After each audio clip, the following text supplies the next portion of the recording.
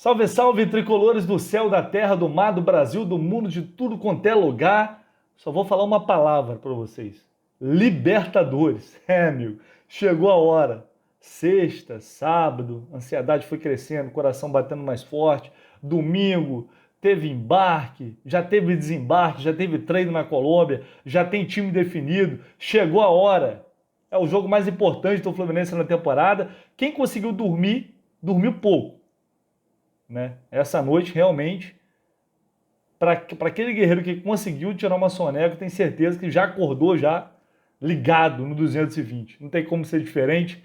O coração palpita, né? Libertadores é Libertadores, não tem jeito. É a competição que a gente mais deseja, é a competição que o torcedor mais quer vencer, é a competição que o jogador também quer ganhar, é a taça que todo mundo almeja. E chegou a hora dessa estreia do Fluminense na Libertadores 2022, diante do Milionários, um jogo que promete ser bastante tenso, tem altitude, tem um adversário que está vindo aí bem nos últimos jogos, mas o Fluminense está numa grande sequência também de resultados. Vamos falar tudo sobre isso no pré-jogo, tenho convidados especiais aqui neste vídeo para a gente bater um papo e destrinchar esse confronto, falar tudo sobre Milionários e Fluminense logo mais no estádio El Campín. A bola vai rolar às 9h35 da noite. Bora! Vamos começar falando do confronto, porque o confronto, assim, a história de poucos jogos até aqui, né? Só 2 jogos e o Fluminense venceu os 2. Já faz muito tempo que o Flu enfrentou o Milionários. Foi em 2 oportunidades, como eu disse, a primeira em 1960, num quadrangular amistoso chamado Torneio da Cidade de Bogotá. O Fluminense tinha acabado de voltar de uma excursão do México e venceu o Milionários por 1-0. O segundo, 4 anos depois, pelo mesmo torneio e nova vitória do Fluminense pelo placar de 3-1. De times colombianos no geral, o retrospecto do Flu também é bom, né? São 22 jogos, 13 vitórias, 5 empates e só 4 derrotas. Ano passado foram 4 jogos diante de colombianos. Só na fase de grupos o Fluminense enfrentou 2, o Santa Fé e o Júnior Barranquilla. Contra o Santa Fé foram 2 vitórias, fora de casa e em casa. E também 2 jogos contra o Júnior Barranquilla, né, um empate e uma derrota.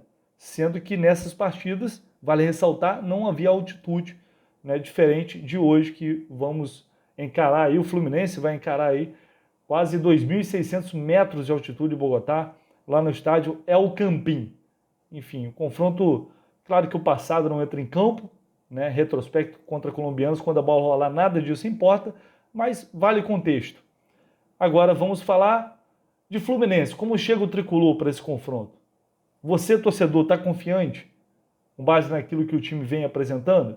Vocês sabem que eu tenho meu pé atrás, tenho críticas, e não só eu, muita gente não vinha gostando do futebol que está sendo apresentado, pelo time titular principalmente, porque na minha opinião os melhores jogos foram com as reservas, né? Foi contra a Portuguesa e contra o Volta Redonda, na opinião do próprio Abel, né? O melhor jogo do Fluminense. Teve o segundo tempo contra o Botafogo, também foi muito bom, mas melhorou depois das mudanças, né? Vale ressaltar isso. E agora, contra o Milionários, nada que surpreenda, né?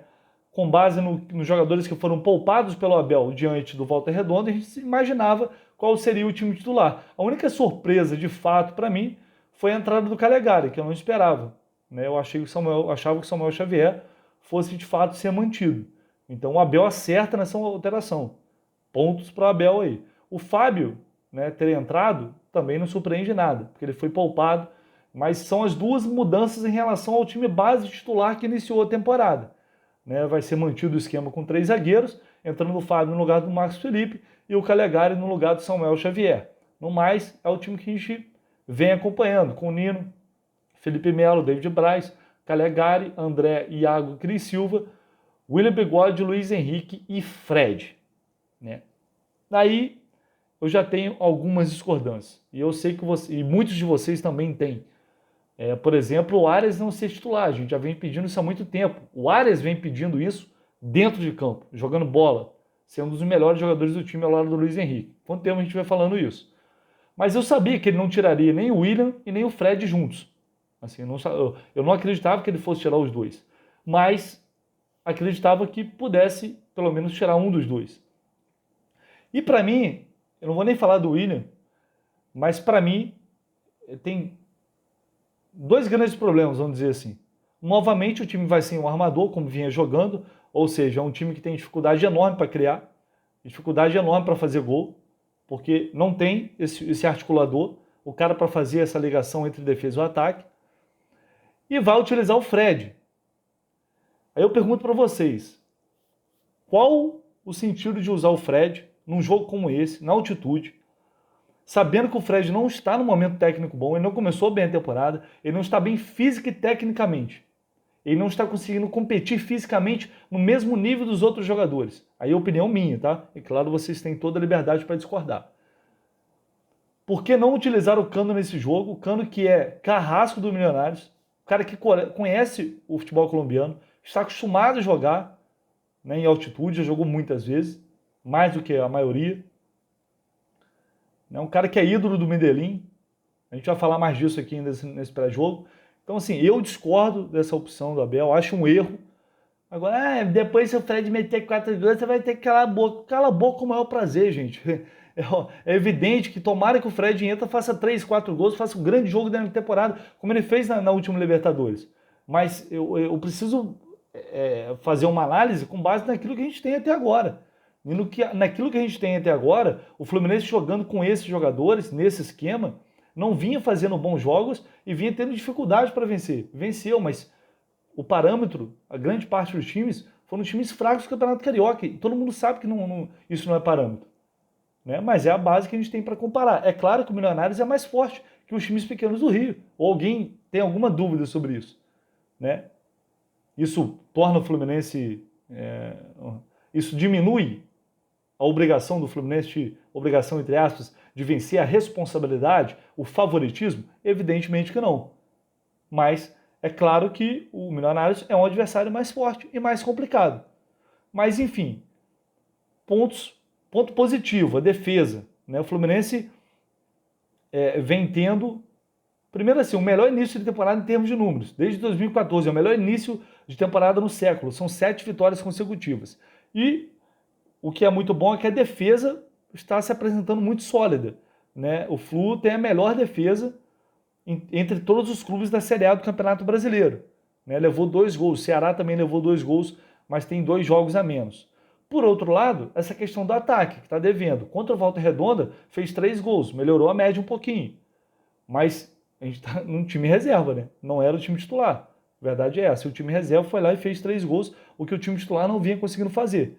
Então, assim, e por quê? É o que a gente vem discutindo há muito tempo. O Fluminense tem dificuldade para criar, porque não tem um meio-campo. Tem 2 volantes que tem que se virar para marcar e virar armadores, porque os alas não agridem, os alas são limitados.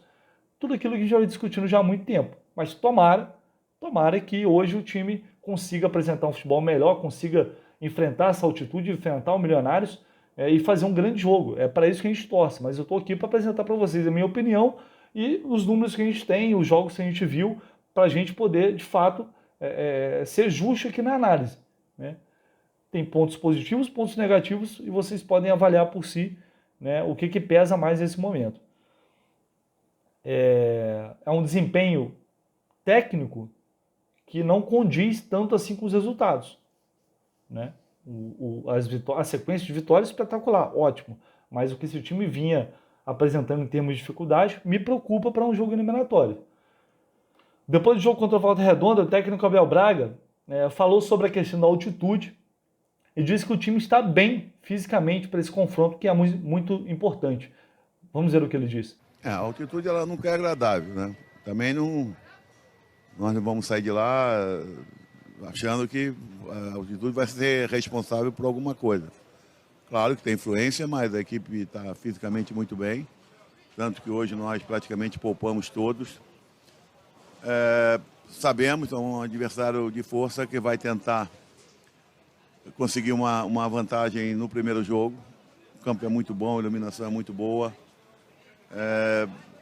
Já estudamos bastante, igualmente ontem e anteontem. Estamos acompanhando o jogo deles agora com o Jaguares, está ganhando de 1-0. Eu acho até que o gol foi do Danilo, é um zagueiro que tem jogado aí como lateral esquerdo. Vamos tratar isso agora, realmente, isso está a nível de observação de comissão técnica. Agora eu vou começar a tratar disso com os jogadores. E eu chamei meu grande amigo, comentarista de alto gabarito do Sport TV, Carlos Eduardo Lino, para falar também, para dar um pitaquinho rapidinho sobre a expectativa dele para o Fluminense nessa estreia da Libertadores. Fala aí, Lino. Acho que o Fluminense está muito preparado para essa estreia de Libertadores. Essa altitude de 2.500, ela assusta, preocupa, mas não é tanto assim. O Fluminense foi com dias de antecedência. Isso deve criar uma adaptação, uma aclimatação. Exige cuidado, sim, mas é bom não exagerar nas preocupações, não. Pelo contrário, o Fluminense tem jogadores experientes que entendem muito o que é Libertadores, sabem o peso de uma estreia. Tem caras que circularam pela região também e entendem muito bem a altitude, Colômbia, isso tudo que envolve o Arias colombiano, o Cano que jogou na Colômbia, você tem Pineda também e a experiência de vários outros jogadores, do Abelão também nem se fala.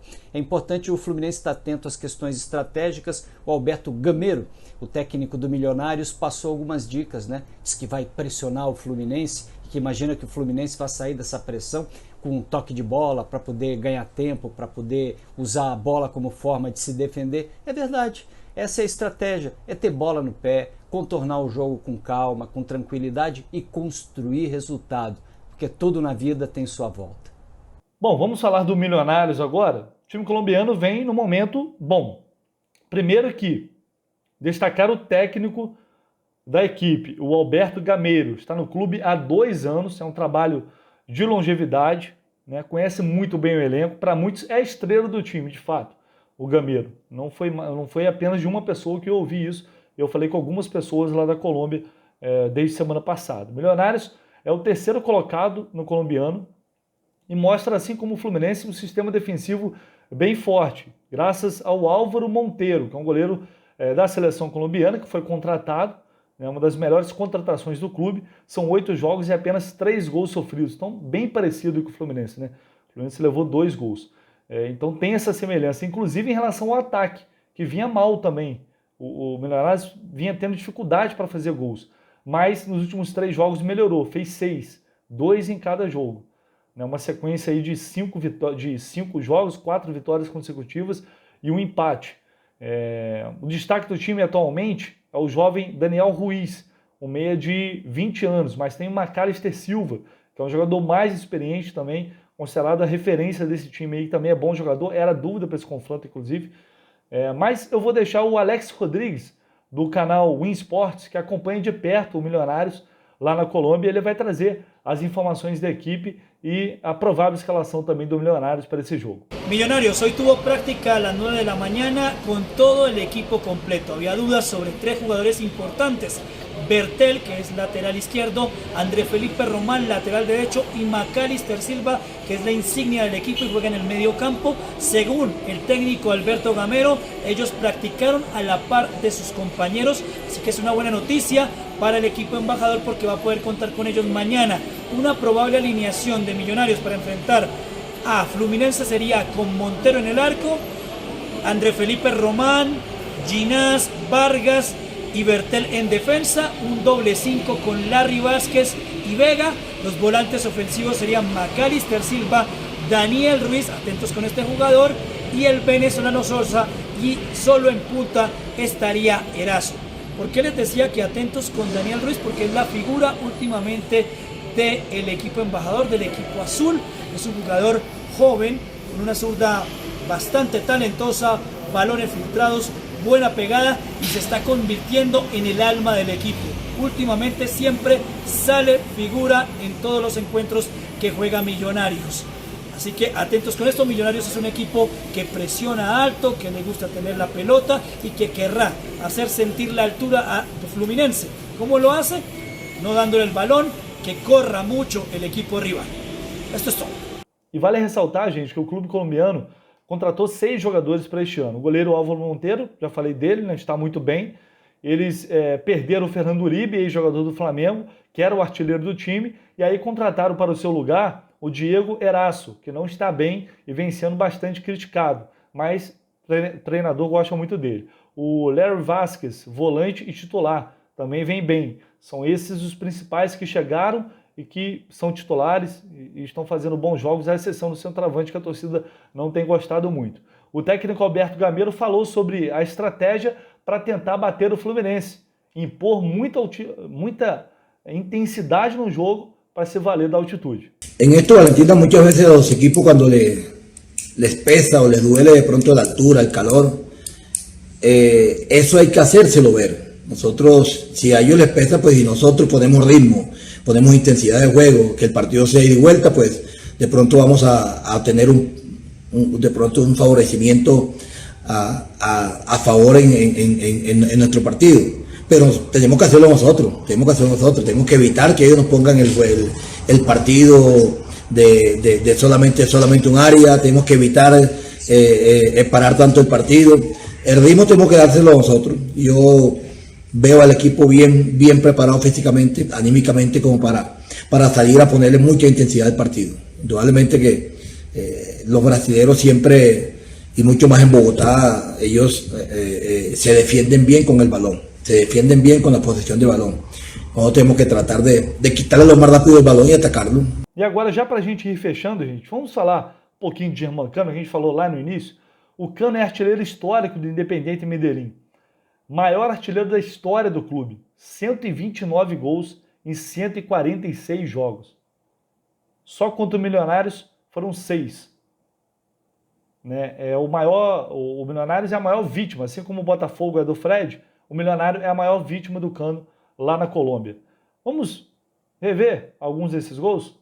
¿Quién lo para? Quiñones la cruza, libre Cano. Toma. ¡Golazo! ¡Gol! Balón para Deiner, lo quiere ganar Medellín, espera Cano, centro, Cano contra el piso, ¡golazo! ¡Gol!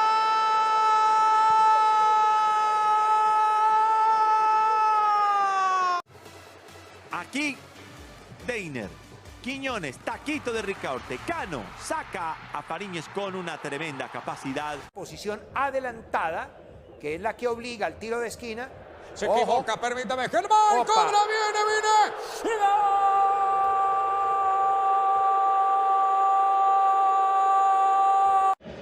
Mete pelotazo, Germán, es que el Cano va para el gol 100, viene, el Marco, vino, toque, vino, el gol 100, ¡gol! El poderoso de la montaña. El equipo de los Millonarios sí es el único puntero. Goma tiene otros planes. Delgado se complica la vida. Goma gana la pelota por la victoria. Cano por la victoria. ¡Está! Cabal Medellín, el pase por dentro, qué buena, Cano define, palo, golazo, ¡gol! Bueno, la jugada completa es buena. Bom, tá aí os gols do Cano contra o Milionários. Como eu disse, eu não entendo a opção. Eu, sinceramente, discordo muito de não utilizar o Cano nesse jogo. Assim como áreas de jogadores que conhecem o futebol colombiano. O Cano tem história. Os caras, com todas as pessoas que eu falei da Colômbia, a primeira coisa que me perguntaram é: o Cano, e o Cano? Vai jogar? O Cano joga? Teve um jornalista que eu falei que ele ia ficar no banco e o cara falou: como assim? No banco? É isso. Então, assim, os caras temem o Cano. Eles tremem pro Cano. A verdade é essa. Mas, enfim, o Abel...